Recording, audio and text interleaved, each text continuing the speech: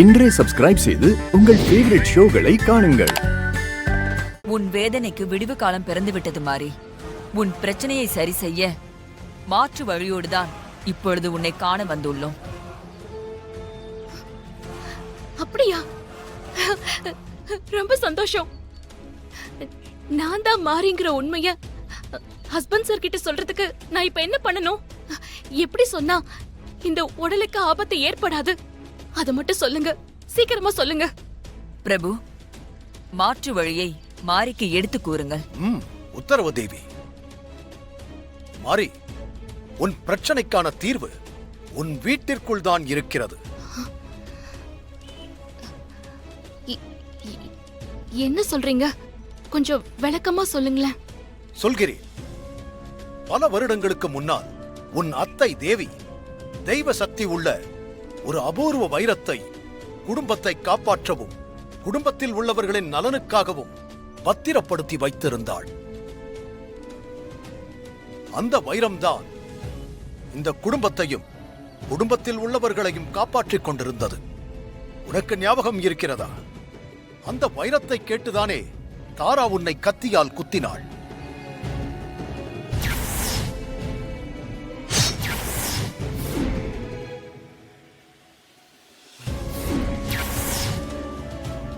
அந்த வைரத்தை காப்பாற்றதானே நீ உன் உயிரையே கொடுத்தாய்? அந்த வைரம்தான் உன்னுடைய பிரச்சனைக்கான தீர்வே. மாரி, அது சாதாரண வைரம் கிடையாது. தெய்வ சக்தி வாய்ந்த அபூர்வ வைரம். அந்த வைரத்தை கொண்டு வந்து அம்மன் முன்னாடி வைத்து 3 பௌர்ணமிக்கு பூஜை செய்ய வேண்டும். தொடர்ந்து அப்படி 3 பௌர்ணமிகளுக்கு பூஜை செய்தால் அம்மனுடைய சக்தி அந்த வைரத்துக்குள் வந்து சேரும். ஏற்கனவே தெய்வ சக்தி நிறைந்த அந்த அபூர்வ வைரத்தோடு அம்மனுடைய அந்த அபூர்வ சக்தியும் சேர்ந்தால் அது அபார சக்தியாக மாறும்.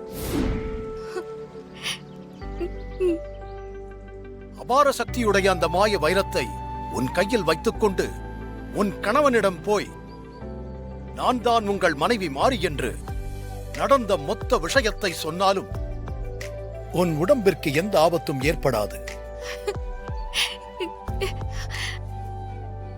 உன் கணவனிடம் மட்டுமல்ல, எல்லோரிடமும் நீதான் மாறி என்று மொத்த விஷயத்தை சொன்னாலும் உன் உயிருக்கு எந்த ஆபத்தும் ஏற்படாது. ஆம் மாறி, தேவி சொல்வது உண்மைதான். நீ உனக்கான சாபத்திலிருந்து மொத்தமாக விமோச்சனம் பெறுவாய். உங்களுக்கு எப்படி நன்றி சொல்றதுனே தெரியல.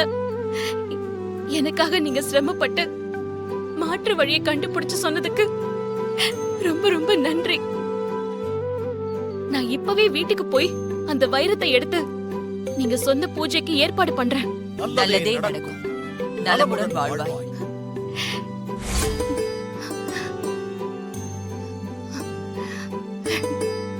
அம்மா, என் சோதனை காலம் எல்லாம் முடிய போகுது. உனக்கும் நன்றி.